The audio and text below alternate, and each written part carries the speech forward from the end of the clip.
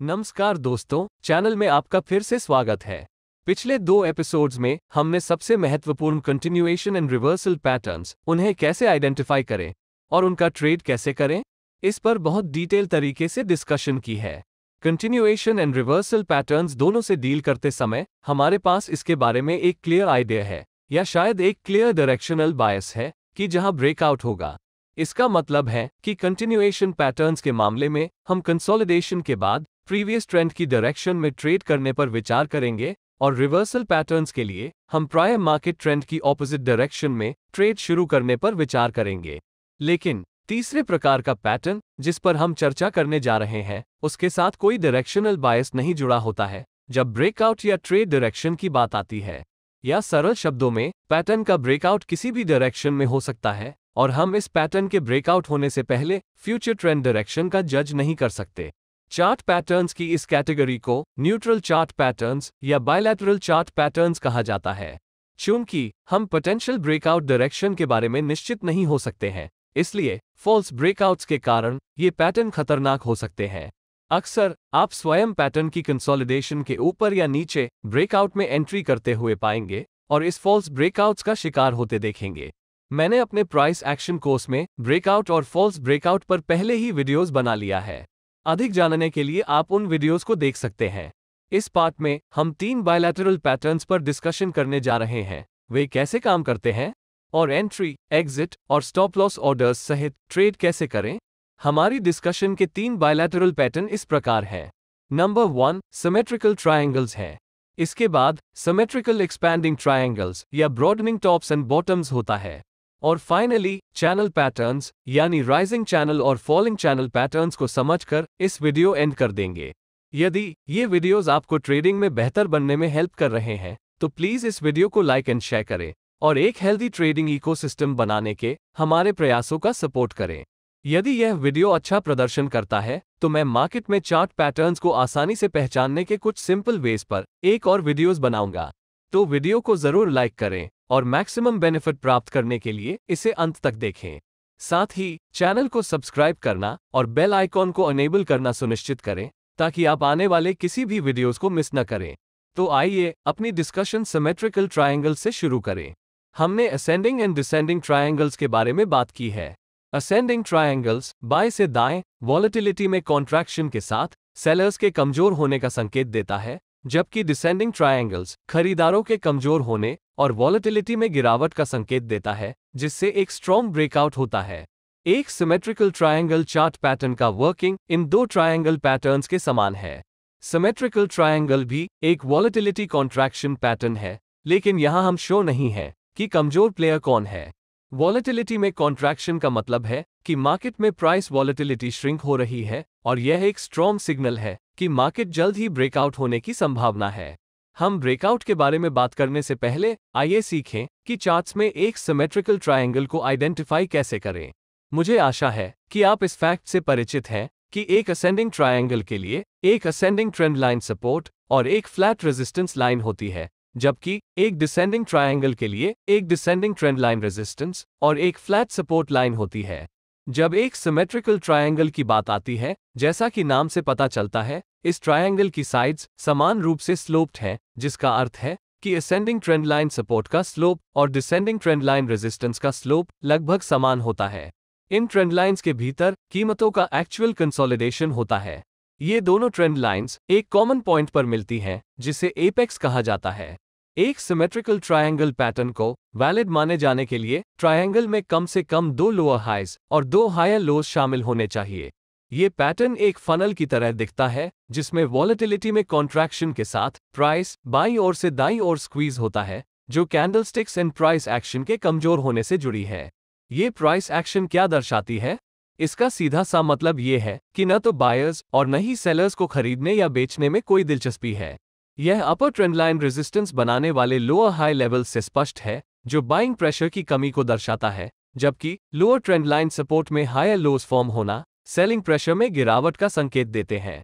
Pattern बड़े swings के साथ शुरू हुआ, जो पैटर्न के प्रोग्रेस होने के साथ शॉर्टर एंड शॉर्टर होता गया। वॉलेटिलिटी कॉन्ट्रैक्शन की सुंदरता यह है कि प्राइसेस को हमेशा के लिए स्क्वीज नहीं किया जा सकता है। किसी पॉइंट पर इसे अवश्य ब्रेकआउट होना ही चाहिए। और जब ऐसा ब्रेकआउट होता है तो ये ट्रिमेंडस रिटर्न्स ऑफर करता है। मैंने देखा है कि कई एक्सपर्ट्स मानते हैं कि यदि कोई स्टॉक एक सिमेट्रिकल ट्रायंगल के फॉर्मेशन से पहले रैली कर रहा है तो यह अंततः ऊपर की ओर ब्रेक हो जाएगा। दूसरी ओर, यदि कोई स्टॉक सिमेट्रिकल ट्रायंगल कंसोलिडेशन बनने से पहले गिरता है तो ब्रेकआउट के बाद भी इसमें गिरावट जारी रहनी चाहिए। ये दोनों ही असम्पशन सही नहीं है। ये ट्रायंगल पैटर्न ब्रेकआउट डायरेक्शन के बारे में कोई संकेत नहीं देते हैं। ध्यान रखें कि सिमेट्रिकल ट्रायंगल पैटर्न के फॉर्मेशन के दौरान वॉल्यूम्स और प्राइस मूवमेंट्स में वीकनेस होती है। इसके कारण ब्रेकआउट की डायरेक्शन का पता लगाना इम्पॉसिबल है। ट्रेडर्स द्वारा की जाने वाली एक और कॉमन मिस्टेक एक सिमेट्रिकल ट्रायंगल के ब्रेकआउट का पीछा करना है, जिससे एक फॉल्स ब्रेकआउट में फंस जाने की संभावना बढ़ती है। तो हम इस मिस्टेक को कैसे एलिमिनेट करें?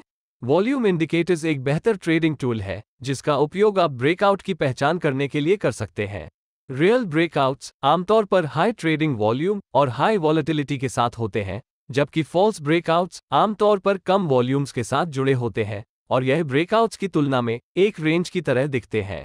चूंकि ट्रायंगल्स का लेवल्स झुका हुआ होता है, ये कभी कभी प्राइस को ट्रायंगल के फ्रेम के बाहर ले आता है। यह आमतौर पर ट्रेडर्स को लुभाता है और वे मान लेते हैं कि चार्ट पर ब्रेकआउट हो गया है, लेकिन ऐसा नहीं है। इसलिए हमेशा ब्रेकआउट्स की कंफर्मेशन करें। एक और इम्पॉर्टेंट बात जिसे आप माइंड में रख सकते हैं वो ये है कि प्राइस पैटर्न के एपेक्स के जितनी करीब आती है और प्राइस कंसोलिडेशन जितना टाइट होता है, रियल ब्रेकआउट्स की संभावना उतनी ही अधिक होती है और प्राइसेस तेजी से आपके ट्रेड के फेवर में चली जाएगी। आगे बढ़ते हुए हम इस बात पर ध्यान केंद्रित करेंगे कि इस पैटर्न का ट्रेड कैसे करें, अपनी एंट्री को कैसे टाइम करें और अपना स्टॉप लॉस और टारगेट्स या एग्जिट्स कैसे निर्धारित करें। आइए पहले एंट्री क्राइटेरिया से शुरुआत करें। जहां भी यह पैटर्न बनेगा, हमें दो सिनेरियोज पर विचार करना होगा। पहला, डिसेंडिंग ट्रेंड लाइन रेजिस्टेंस के ऊपर एक ब्रेकआउट है और दूसरा scenario ascending trend line support level के नीचे एक ब्रेकआउट है। मान लीजिए कि प्राइस अपर ट्रेंड लाइन रेजिस्टेंस लेवल को तोड़ देती है। फिर आपके पास 4 पॉसिबल लॉन्ग एंट्रीज अवेलेबल है। पहला अप्रोच बहुत अग्रेसिव है और आइडिया ये है कि जैसे ही प्राइस रेजिस्टेंस ट्रेंड लाइन से ऊपर ब्रेक हो जाए तो लॉन्ग एंट्री की जाए। आपको बस रेजिस्टेंस लेवल के ऊपर एक लिमिट बाय ऑर्डर देना है और जब प्राइस इस लेवल से ऊपर ब्रेकआउट हो जाएगी तो आप इमीडिएटली लॉन्ग ट्रेड कर सकते हैं। यदि ब्रेकआउट रियल है तो यह एंट्री के लिए बेस्ट पॉसिबल प्राइसेस में से एक है, लेकिन यह तरीका बहुत जोखिम भरा है और इसकी बहुत अधिक संभावना है कि यह फॉल्स ब्रेकआउट हो सकता है। दूसरी मेथड पिछले अप्रोच के समान है। एकमात्र अंतर यह है कि आप प्राइस के ब्रेक होने और डिसेंडिंग ट्रेंड लाइन रेजिस्टेंस के ऊपर क्लोज होने का वेट करते हैं। कैंडल क्लोज होने के बाद आप ब्रेकआउट कैंडल हाई से ऊपर एक लॉन्ग ट्रेड पर प्रवेश कर सकते हैं। यह मेथड फॉल्स ब्रेकआउट की चांसेस को कम कर देती है, लेकिन यदि मोमेंटम स्ट्रांग है तो आप बहुत हायर प्राइसेस पर अपना ट्रेड दर्ज करेंगे। यदि आप इन दोनों एंट्रीज से चूक गए हैं तो आप मार्केट में तब भी एंटर कर सकते हैं जब प्राइस पुलबैक आ जाती है या प्राइस पैटर्न की रेजिस्टेंस लाइन का रीटेस्ट करती है। यह आपको ट्रेड में एंटर करने में हेल्प कर सकता है, भले ही आप ब्रेकआउट मूव चूक गए हों। इस मेथड में हमें कीमतों के प्राइमरी पुलबैक बनने या यहां तक कि रेजिस्टेंस टर्न सपोर्ट लेवल का फिर से टेस्ट करने और फिर ब्रेकआउट की डायरेक्शन में आगे बढ़ने का वेट करना होगा। जब प्राइस ऊपर की ओर मूव होने लगे तो आप लॉन्ग पोजीशन ले सकते हैं। ब्रेकआउट कैंडल के क्लोज होने की प्रतीक्षा करने की तुलना में रीटेस्ट बेहतर एंट्री प्राइसेस प्रदान करती है। पुलबैक्स और रीटेस्ट्स आमतौर पर स्मॉल कैंडल से जुड़े होते हैं, लेकिन इस अप्रोच के साथ मुद्दा यह है कि मार्केट हर बार पुलबैक या रीटेस्ट नहीं दे सकता है, खासकर अगर प्राइस मूव का समर्थन करने वाली स्ट्रॉन्ग मोमेंटम हो तो। इसलिए मैं यह आप पर छोड़ता हूं कि आप अपने पसंदीदा एंट्री टाइप का निर्णय लें। यह इस बात पर आधारित होगा कि आप अपने अप्रोच में कंजर्वेटिव हैं या अग्रेसिव। इसके अलावा वॉल्यूम्स और अदर इंडिकेटर्स के साथ ब्रेकआउट को वैलिडेट करना सुनिश्चित करें ताकि ये देखा जा सके कि क्या वास्तव में मार्केट पार्टिसिपेंट्स के बीच प्राइसेस को ऊपर की ओर ले जाने में इंटरेस्ट है। असेंडिंग ट्रेंड लाइन सपोर्ट के नीचे ब्रेकडाउन के लिए भी एंट्री टेक्निक्स समान है, लेकिन यहां हमारा बायस बेयरिश है और हम एक शॉर्ट पोजीशन में एंटर करेंगे। तो आप या तो लेवल ब्रेकडाउन होने पर शॉर्ट जाने का विकल्प चुन सकते हैं या आप प्राइमरी पुलबैक या सपोर्ट टर्न रेजिस्टेंस लेवल पर रीटेस्ट की वेट कर सकते हैं और फिर जब प्राइस डिक्लाइन होने लगती है तो शॉर्ट ट्रेड कर सकते हैं। लेकिन अपने आप को फॉल्स ब्रेकआउट ट्रैप से बचाने के लिए पहले वॉल्यूम्स और अन्य मोमेंटम इंडिकेटर्स का उपयोग करके ब्रेकआउट को वैलिडेट करना सुनिश्चित करें। प्रॉपर स्टॉप लॉस कैसे सेट करें ताकि आप बहुत जल्दी स्टॉप आउट न हो? कॉन्सेप्ट सिंपल है। आपका स्टॉप लॉस ऐसे स्थान पर होना चाहिए जहां प्राइस पहुंचने पर आपका ट्रेडिंग सेटअप इनवैलिडेट हो जाएगा। इसका मतलब यह है कि यदि मार्केट आपका स्टॉप लॉस पर पहुंचता है तो आपको ऑटोमेटिकली पता चल जाएगा कि आपका एनालिसिस गलत है। यदि हम रेजिस्टेंस लेवल के ऊपर ब्रेकआउट के लिए स्टॉप लॉस प्लेसमेंट के बारे में बात करते हैं, तो क्या आपको लगता है कि अपना स्टॉप लॉस रेजिस्टेंस लेवल से नीचे सेट करना एक अच्छा आइडिया है? खैर, फेक आउट्स या यहां तक कि डीप विक्स की संभावनाओं को देखते हुए मैं ऐसा नहीं सोचता। आपको इसे और कहां रखना चाहिए? इसके बारे में सोचो। अपना स्टॉप लॉस सेट करने के लिए आइडियल प्लेस कहां है, ताकि यदि मार्केट उस तक पहुंच जाए तो आपको पता चल जाए कि ब्रेकआउट इनवैलिड है। चूंकि पैटर्न हायर स्विंग लोज बनाता है, यदि प्राइस रीसेंट स्विंग लो से नीचे जाती है और लोअर लो बनाती है, तो हम श्योर हो सकते हैं कि हमारा एनालिसिस गलत था। तो यह एग्जैक्टली वही प्लेस है जहां आपको अपना स्टॉप लॉस रखने की जरूरत है, यानी रीसेंट स्विंग लो के ठीक नीचे। आप deep stop loss hunting wicks को कॉम्पनसेट करने के लिए रीसेंट स्विंग लो के नीचे 180R बफर जोड़कर प्राइस को कुछ ब्रीदिंग स्पेस दे सकते हैं। यही विचार असेंडिंग ट्रेंड लाइन सपोर्ट के नीचे ब्रेकडाउन होने पर भी लागू होता है। आप अपने स्टॉप लॉस को सबसे रीसेंट स्विंग हाई लेवल के ठीक ऊपर रख सकते हैं, या आप एक्स्ट्रा सेफ होने के लिए स्विंग हाई लेवल के ऊपर 180R बफर दे सकते हैं। मैक्सिमम प्रॉफिट्स के लिए अपने विनिंग ट्रेड से कहां बाहर निकलें? आप पहले से ही परिचित होंगे कि ऐसी दो टेक्निक्स हैं जिन पर आप विचार कर सकते हैं। पहला ट्रेलिंग स्टॉप लॉस मेथड है और दूसरा है price projection method. Price projection technique यह अनुमान लगाने में मदद करती है कि प्राइस मोमेंटम कहां एग्जॉस्ट हो जाएगी। तो ये सिमेट्रिकल ट्रायंगल चार्ट पैटर्न्स के लिए कैसा काम करता है? पहला, सिमेट्रिकल ट्रायंगल के हाईएस्ट और लोएस्ट पॉइंट्स के बीच की दूरी को मेजर करे, यानी पैटर्न का सबसे वाइडेस्ट पोर्शन को मापे। फिर ब्रेकआउट डायरेक्शन के आधार पर ब्रेकआउट पॉइंट पर इस दूरी को कॉपी और पेस्ट करें। उदाहरण के लिए, एक बुलिश ब्रेकआउट के मामले में इस दूरी को ब्रेकआउट पॉइंट पर रेजिस्टेंस लेवल से ऊपर प्रोजेक्ट करना, और एक बेरिश ब्रेकआउट के लिए उसी दूरी को ब्रेकआउट पॉइंट पर सपोर्ट लेवल से नीचे प्रोजेक्ट करना। ये प्राइस प्रोजेक्शन या एक्सपेक्टेड टारगेट लेवल देगा।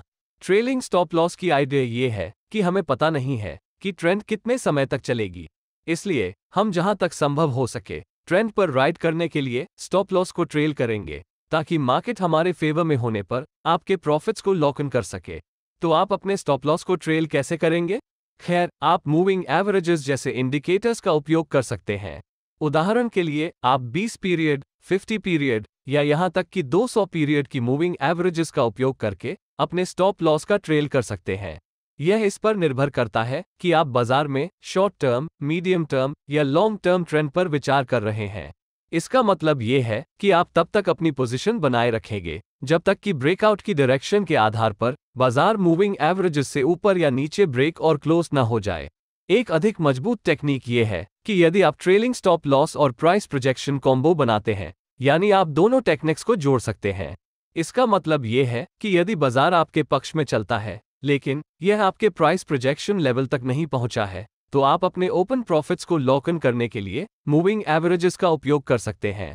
इसलिए अगर अचानक रिवर्सल्स भी हो जाए, तब भी जो कुछ प्रॉफिट्स आपके पास है उसको प्रोटेक्ट कर सकते हैं और सब कुछ बाजार को वापस नहीं देते हैं।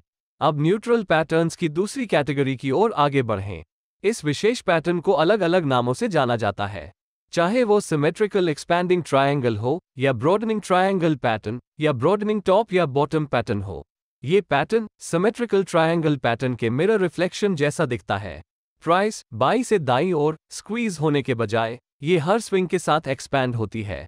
यह एक कारण है कि अन्य चार्ट पैटर्न्स की तुलना में इसको ट्रेड करना कठिन है, क्योंकि लोज और हाइज एक एक करके निकाले जाते हैं। कंसोलिडेशन के एक्सपैंडिंग शेप के कारण इसे मेगाफोन पैटर्न भी कहा जा सकता है। जब इस पैटर्न की पहचान की बात आती है, तो ये पैटर्न अप ट्रेंड या डाउन ट्रेंड के दौरान बन सकता है, और जब यह अप ट्रेंड के दौरान बनता है तो इसे ब्रॉडनिंग टॉप कहा जाता है, और डाउन ट्रेंड के दौरान बनने पर ब्रॉडनिंग बॉटम कहा जाता है। जब प्राइस के वाइडनिंग हाइज और लोज को जोड़ने वाली दो ट्रेंड लाइंस एक दूसरे से डाइवर्ज हो जाती है, तो ये ब्रॉडनिंग टॉप पैटर्न का संकेत है। ये ट्रेडर्स की घबराहट और अनिर्णय को दर्शाता है। भले ही हर प्राइस स्विंग के बाद प्राइस एक्शन स्पष्ट होती है, मार्केट में किसी एक प्लेयर का क्लियर डोमिनेंस नहीं होता है, यानी खरीदार और विक्रेता अपने डोमिनेंस को मजबूर करने की कोशिश कर रहे हैं, लेकिन हर प्रयास का काउंटर किया जाता है, जिसके परिणामस्वरूप इंडिसिजन की स्थिति पैदा होती है। इसके अलावा स्लोपिंग ट्रेंड लाइन के साथ कम से कम 2 प्राइस स्विंग्स होने चाहिए, यानी इसे एक वैलिड पैटर्न मानने के लिए असेंडिंग ट्रेंड लाइन रेजिस्टेंस में कम से कम 2 हायर हाइज और डिसेंडिंग ट्रेंड लाइन सपोर्ट में 2 लोअर लोज होने चाहिए। सिमेट्रिकल ट्रायंगल पैटर्न के समान ब्रॉडनिंग ट्रायंगल पैटर्न में भी ब्रेकआउट्स फ्यूचर प्राइस मूवमेंट्स की डायरेक्शन निर्धारित करता है। कृपया ध्यान दें कि ब्रॉडनिंग पैटर्न की कुछ कैटेगरीज हैं, चाहे वे ब्रॉडनिंग वेजेस हो, एक फ्लैट सपोर्ट लाइन के साथ ब्रॉडनिंग टॉप्स हो, या फ्लैट रेजिस्टेंस लाइन के साथ ब्रॉडनिंग बॉटम्स हो। लेकिन मैं इन पैटर्न्स पर चर्चा नहीं करूंगा, क्योंकि इनमें से अधिकांश ब्रॉडनिंग प्राइस एक्शन पैटर्न्स बाजारों में रियली फॉर्म होते हैं। इसलिए मैं आपसे हमेशा अर्ज करूंगा कि चार्ट में हर एक पैटर्न के पीछे भागने के बजाय 3-4 मजबूत पैटर्न्स का फॉलो करें। आप जितना अधिक फोकस्ड होंगे, रिजल्ट्स उतने ही बेहतर होंगे। अब बात करते हैं ट्रेडिंग क्राइटेरिया की। आइए पहले ट्रेड एंट्री टेक्निक्स से शुरुआत करें। जैसा कि मैंने अभी मेंशन किया है, ब्रेकआउट्स फ्यूचर प्राइस डायरेक्शन और बाजार में किसी एक प्लेयर के डोमिनेंस को निर्धारित करता है। ये पैटर्न किसी डायरेक्शनल बायस के साथ नहीं आता है, इसलिए हमें अपनी पोजीशन निर्धारित करने के लिए ब्रेकआउट पर पूरी तरह से ध्यान केंद्रित करना होगा। तो ये सब एक रियल ब्रेकआउट की पहचान करने पर निर्भर करता है। जैसा कि पहले चर्चा की गई है, उन फैक्टर्स में से एक जो प्रॉपर ब्रेकआउट निर्धारित करने में मदद करेगा, वह वॉल्यूम्स है। इसलिए एवरेज से अधिक वॉल्यूम्स संभावित ब्रेकआउट का एक अच्छा संकेत हो सकता है।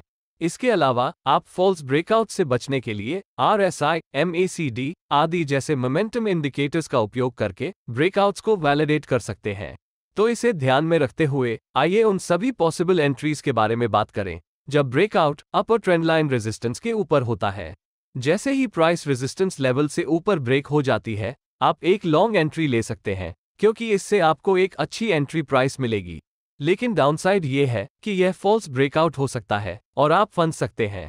इसलिए एक बेहतर ऑल्टरनेटिव ये होगा कि ब्रेकआउट कैंडल के रेजिस्टेंस ट्रेंड लाइन के ऊपर क्लोज होने की प्रतीक्षा की जाए और फिर अगली कैंडल के खुलने पर या ब्रेकआउट कैंडल के हाई के ऊपर एक लॉन्ग एंट्री किया जाए।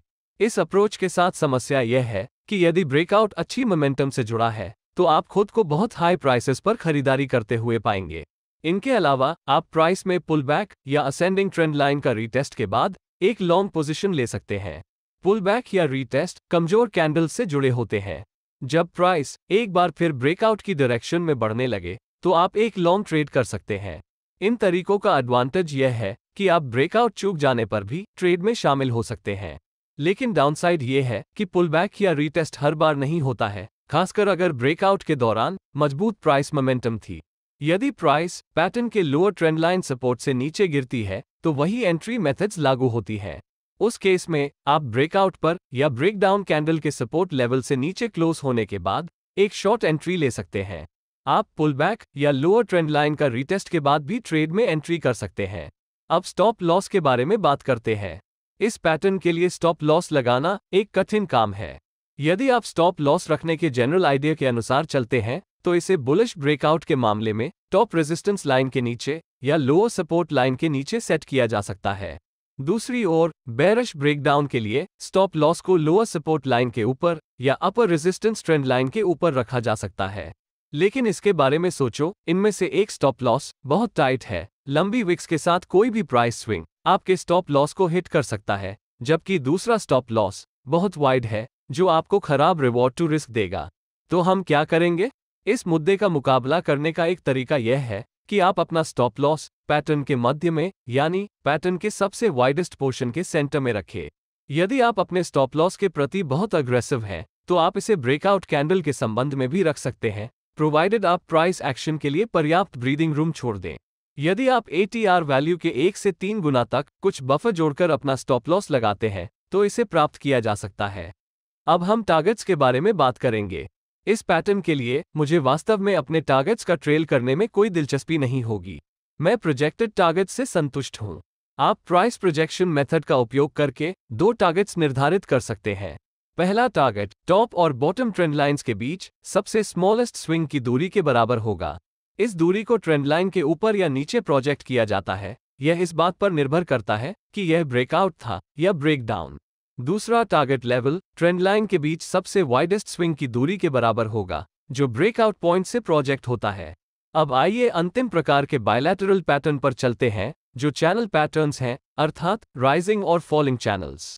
चैनल पैटर्न को प्राइस चैनल के नाम में भी जाना जाता है। पैटर्न का फॉर्मेशन काफी दिलचस्प है और मार्केट ट्रेंड से संबंधित है। आप मेरे प्राइस एक्शन कोर्स में मार्केट ट्रेंड्स के बारे में सब कुछ सीख सकते हैं जो आपको जानना आवश्यक है। सबसे पहले बात करते हैं राइजिंग चैनल की। राइजिंग चैनल दो लाइंस द्वारा बनता है। यह एक बॉटम ट्रेंड लाइन सपोर्ट और एक अपर ट्रेंड चैनल लाइन रेजिस्टेंस है। तो स्पष्ट रूप से प्राइस एक अप ट्रेंड में है, और जैसा कि आप पहले से ही जानते होंगे, एक अप ट्रेंड के दौरान प्राइस हायर स्विंग हाइज और हायर स्विंग लोज बनाती है। जब हम एक लाइन का उपयोग करके सभी स्विंग लोज को एक साथ जोड़ते हैं तो हमें ट्रेंड लाइन मिलती है, जो प्राइसेस के लिए सपोर्ट लेवल के रूप में कार्य करेगी, जबकि हायर हाइज को जोड़ने से हमें ट्रेंड चैनल लाइन मिलेगी, जो प्राइसेस के लिए रेजिस्टेंस लेवल के रूप में कार्य करेगी। इसके अलावा इसे ट्रेंड लाइन कंसिडर करने के लिए हमें इनमें से प्रत्येक लाइन पर कम से कम 2 प्राइस स्विंग्स की आवश्यकता है, और इसे एक वैलिड ट्रेंड लाइन के रूप में कंफर्म करने के लिए हमें प्रत्येक लाइन पर कम से कम 3 स्विंग्स की आवश्यकता है। ध्यान रखने योग्य एक और महत्वपूर्ण बात यह है कि लाइंस एक दूसरे के पैरेलल होनी चाहिए, या अधिक सरल शब्दों में अपर और लोअर लाइंस का स्लोप लगभग बराबर होना चाहिए। यदि स्लोप्स अलग अलग हैं तो हम जानते हैं कि इसका सही मतलब क्या है। ये पूरी तरह से एक अलग प्राइस एक्शन होगी और यह एक राइजिंग वेज पैटर्न बनाएगी। अब हम फॉलिंग चैनल पैटर्न के बारे में बात करते हैं। मौजूदा ट्रेंड लोअर हाइज और लोअर लोज के साथ एक डाउन ट्रेंड है। सभी लोअर हाइज को एक साथ जोड़कर आपको डाउन ट्रेंड लाइन मिलेगी, जो भविष्य के प्राइस मूव्स के लिए एक रेजिस्टेंस लेवल के रूप में कार्य करेगी। दूसरी ओर, यदि आप सभी लोअर लोज को जोड़ते हैं तो आपको ट्रेंड चैनल लाइन मिलेगी, जो प्राइसेस के लिए सपोर्ट लेवल के रूप में कार्य करेगी। ये भी ध्यान रखें कि दोनों लाइंस का स्लोप लगभग बराबर होना चाहिए, या सरल शब्दों में कहें तो लाइंस पैरेलल होनी चाहिए। अब बात करते हैं कि राइजिंग चैनल पैटर्न पर ट्रेड कैसे करें। जब राइजिंग चैनल पैटर्न की बात आती है तो आप 2 प्रकार के ट्रेड्स ले सकते हैं। जब प्राइस चैनल से बाहर ब्रेक हो जाती है तो आप या तो ब्रेकआउट पर ट्रेड कर सकते हैं, या फिर आप ट्रेंड लाइन से मौजूदा ट्रेंड की डायरेक्शन में इंपल्स प्राइस स्विंग्स का ट्रेड कर सकते हैं। जब ब्रेकआउट ट्रेडिंग की बात आती है तो राइजिंग चैनल एक बायलैटरल पैटर्न है, जिसका अर्थ है कि ब्रेकआउट किसी भी डायरेक्शन में हो सकता है। लेकिन मैंने जो देखा है वह ये है कि चैनल का स्लोप कुछ हद तक हमें ये जानकारी देता है कि यह ब्रेकआउट होगा या ब्रेकडाउन। मैं इसे समझा दूंगा। बहुत स्टीप स्लोप वाला या बहुत तेज प्राइस एक्शन वाला एक चैनल ज्यादातर सपोर्ट ट्रेंड लाइन के नीचे टूट जाएगा, जबकि मीडियम या लो स्लोप वाले चैनल्स ब्रेकआउट या ब्रेकडाउन होने की समान संभावना होगी। वैसे भी ये सिर्फ एक ऑब्जर्वेशन है, इसलिए हमें ब्रेकआउट होने के बाद ही किसी ट्रेड में एंट्री करना चाहिए। मान लीजिए कि प्राइस सपोर्ट ट्रेंड लाइन से नीचे टूट गई है। अब यदि आप बहुत अग्रेसिव हैं तो जैसे ही प्राइस सपोर्ट ट्रेंड लाइन से नीचे ब्रेक हो जाती है, आप एक शॉर्ट पोजीशन ले सकते हैं। लेकिन ये जोखिम भरा है क्योंकि यह फॉल्स ब्रेकआउट हो सकता है और आप फंस जाएंगे। इसलिए ब्रेकआउट कैंडल के ट्रेंड लाइन के नीचे क्लोज होने का इंतजार करना और फिर अगली कैंडल के खुलने पर या ब्रेकडाउन कैंडल के लो लेवल के नीचे एक शॉर्ट एंट्री करना हमेशा आइडियल होता है। डाउनसाइड ये है कि यदि ब्रेकडाउन मजबूत है तो आप बहुत कम प्राइसेस पर बेचेंगे। तो एक और तरीका ये होगा कि जब प्राइस पुल बैक आ जाए या ट्रेंड लाइन पर रीटेस्ट हो जाए। पुल बैक और रीटेस्ट दोनों स्मॉल बॉडीड कैंडल्स से जुड़े हुए हैं। इसलिए जब पुल बैक या रीटेस्ट के बाद प्राइस कम होने लगती है तो आप एक शॉर्ट एंट्री ले सकते हैं। कभी कभी सपोर्ट ट्रेंड लाइन के पास प्राइस बिल्डअप हो सकता है, जो एक बहुत अच्छा संकेत है कि प्राइस कम हो जाएगी, और यह टाइट स्टॉप लॉस के कारण बहुत बेहतर रिवॉर्ड टू रिस्क भी प्रदान करता है। ये सभी ब्रेकडाउन एंट्री टेक्निक्स तब भी लागू होती हैं जब प्राइस रेजिस्टेंस ट्रेंड लाइन से ऊपर ब्रेकआउट हो जाती है।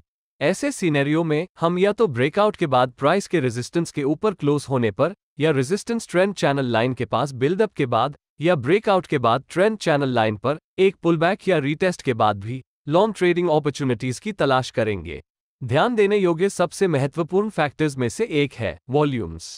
यदि आप वॉल्यूम्स का एनालिसिस करने के बारे में अधिक जानना चाहते हैं तो आप इसे मेरी फ्री प्राइस एक्शन प्लेलिस्ट में देख सकते हैं।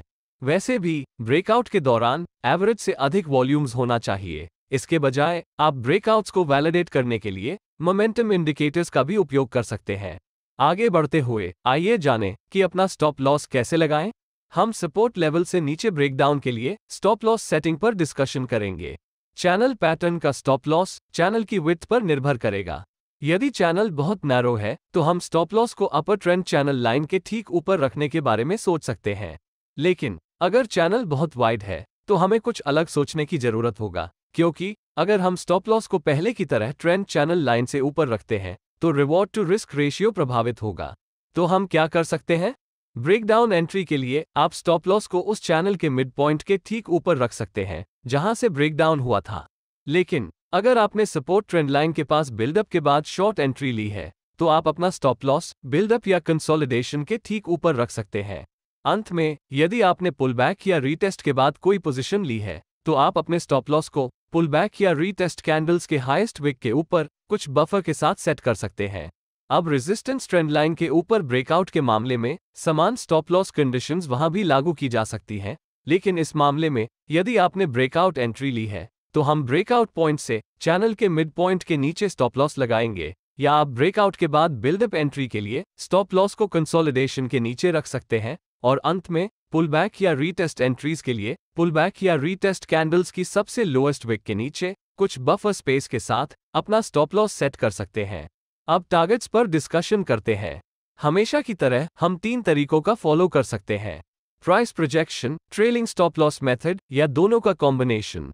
प्राइस प्रोजेक्शन के लिए हम प्राइस एग्जॉस्शन कॉन्सेप्ट का पालन करते हैं।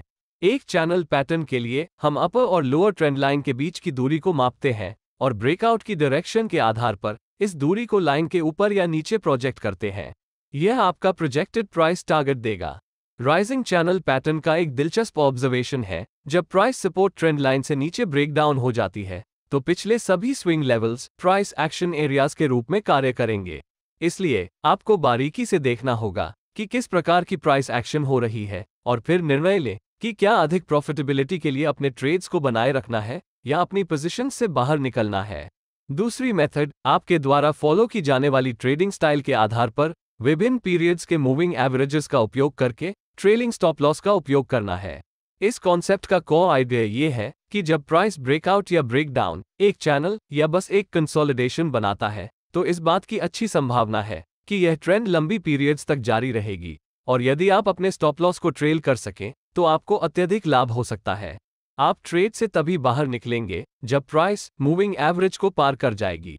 शॉर्ट टर्म ट्रेंड्स के लिए 20 पीरियड के मूविंग एवरेज का उपयोग करें, मीडियम टर्म ट्रेंड्स के लिए 50 पीरियड के SMA का उपयोग करें, और लॉन्गर टर्म ट्रेंड्स के लिए 100 या 200 पीरियड मूविंग एवरेजेस का उपयोग करें।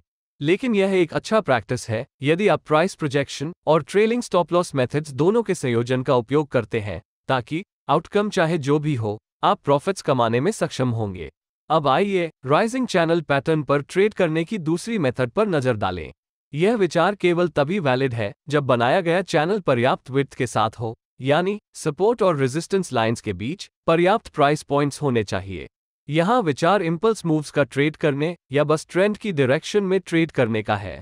आपको बस इंपल्स स्विंग मूव्स की सवारी करने के लिए ट्रेंड लाइन सपोर्ट लेवल से बाइंग अपॉर्चुनिटीज की तलाश करनी है, क्योंकि इंपल्स मूव्स मजबूत मोमेंटम कैंडल्स से जुड़ी हुई है और आप मार्केट प्राइस फ्लो के साथ ट्रेड करेंगे।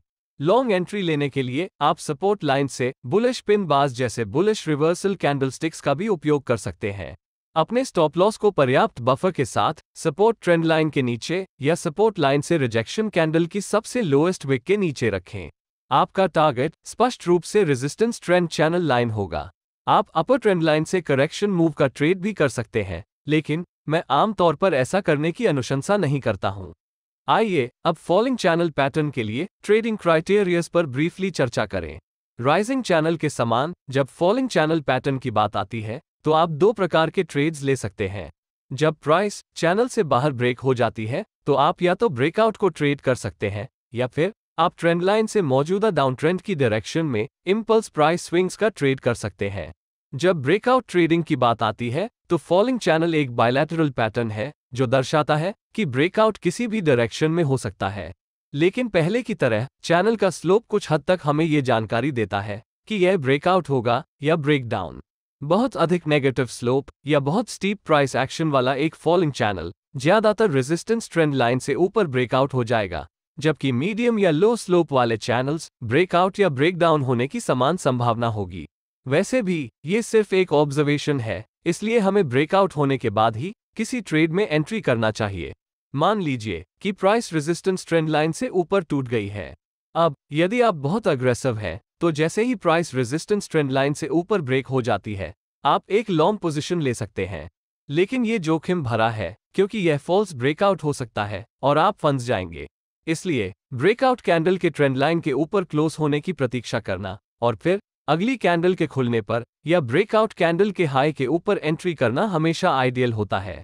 डाउनसाइड ये है कि ब्रेकआउट मजबूत हो सकता है और आप बहुत हाई प्राइसेस पर खरीदारी करेंगे। तो एक और तरीका ये होगा कि जब प्राइस पुलबैक आ जाए या ट्रेंड लाइन का रीटेस्ट करे। इसलिए जब पुलबैक या रीटेस्ट के बाद प्राइस बढ़ने लगती है, तो आप एक लॉन्ग एंट्री ले सकते हैं।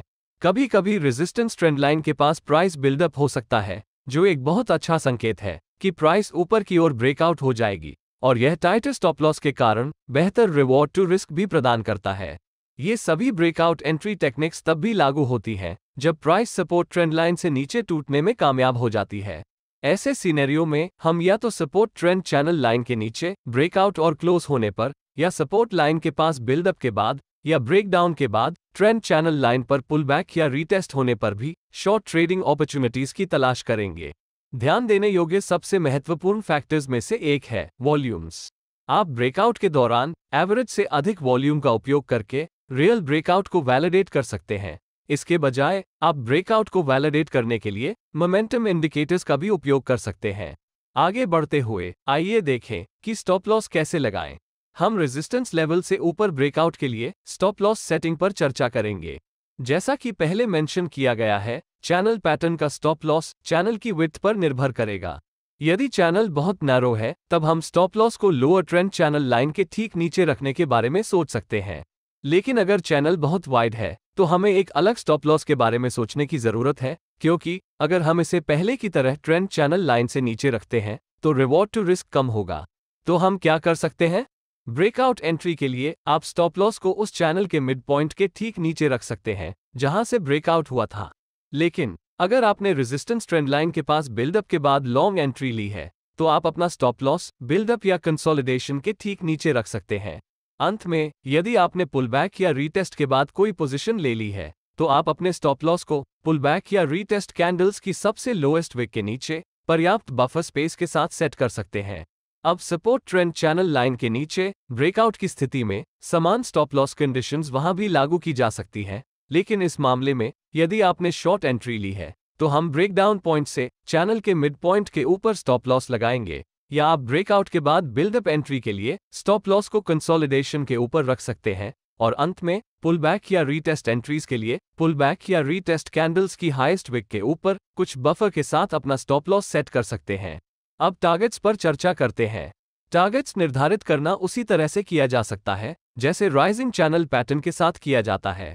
ये price projection, trailing stop loss method या दोनों का कॉम्बिनेशन हो सकता है। इसलिए यदि आपको कोई संदेह हो, तो पिछले सेक्शन को रेफर करें।